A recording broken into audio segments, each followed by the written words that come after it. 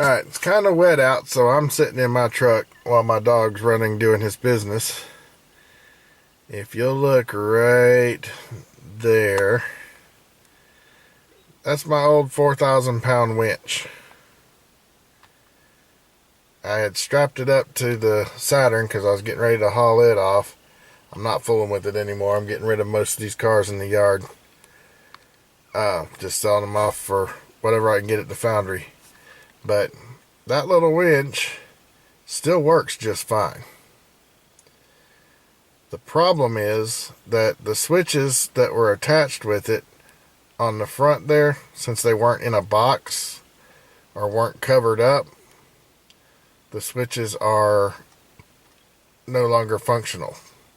Neither the power switch or the in and out manual remote switch. So I actually ordered a replacement, and the replacement is a 4,500 pound winch, about 500 pounds more. Brand new winch. I got it for about the same price as what I got that one for. Right at a little over $200. The replacement does also come with a remote control, and I got a box and an irritating puppy. He thinks I'm going somewhere, and I'm fixing to cream him for being up on my truck again. Anyway, I do now have a tongue box to put across the front there, a replacement winch to put in it that will not be all weathered, and I've also got some yeah, he's still trying to God, he's such a goofy dog. You gotta love him.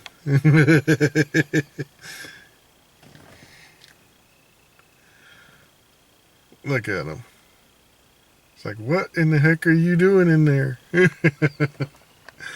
Anyway, I'm gonna put it all in a box, and I've also got another box to put inside there to weather lock the switches in to where they won't get weathered, even if something does get inside the box itself.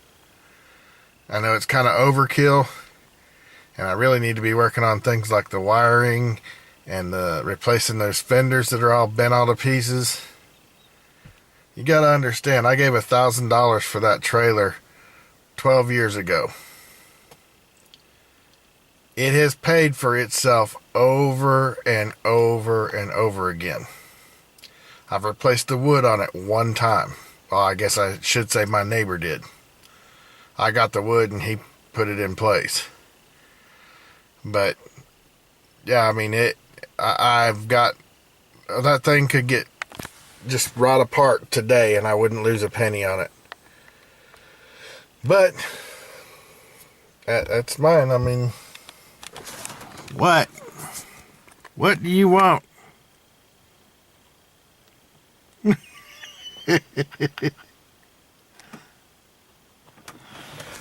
Anyway, I'm gonna do a little bit more video once this ocean in my front yard dries up here. I'm gonna do a little bit more video on the putting the new winch on and everything. But just kind of wanted to touch base and give y'all a little update, since I don't seem to do very much video any longer. It's not by choice, it's just I'm not really that motivated anymore, especially with all the new garbage that's coming down from YouTube. I have had a couple of my videos flagged for no apparent reason. Haven't gotten any decision back on whether they were going to let the monetization sit on those videos or not, but the fact that they were even flagged in the first place kind of angers me a little. But I'm not in it for the money. I think I showed that when I continued putting videos up on the Daddy Tech channel, even after they yanked the monetization from that for whatever reason. But anyway, just like I said, just giving y'all a little update. Here pretty soon you won't be seeing all these extra cars in Daddy Tech's yard. You'll be seeing them at the local foundry. I'm not parting them out, and if I started parting them out, I'd have car parts everywhere, and we're not doing that. because I want to be able to haul them off regardless. This one still runs and drives, but it needs parts, and I've got all the parts in it for it. But I don't want to fool with it anymore. I mean, we got our money's worth out of it. Got our money's worth out of that one.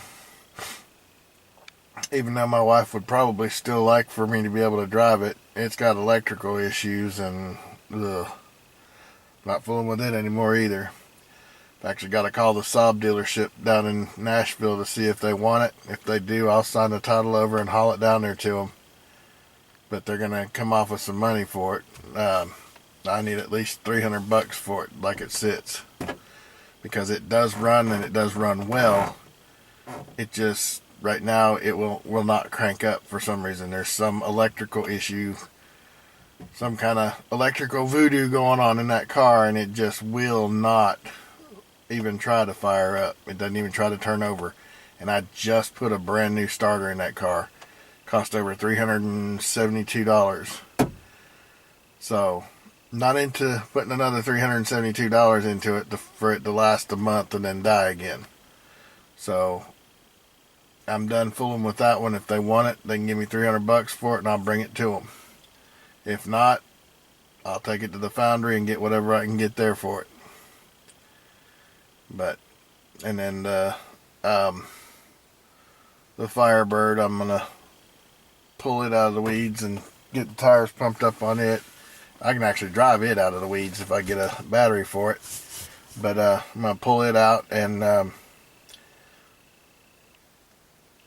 see if I can sell it off for about $600. It runs and drives well. Of course, I can't let anybody drive it because there's no tags for it. And I don't have a title for it, so it's just a parts car basically.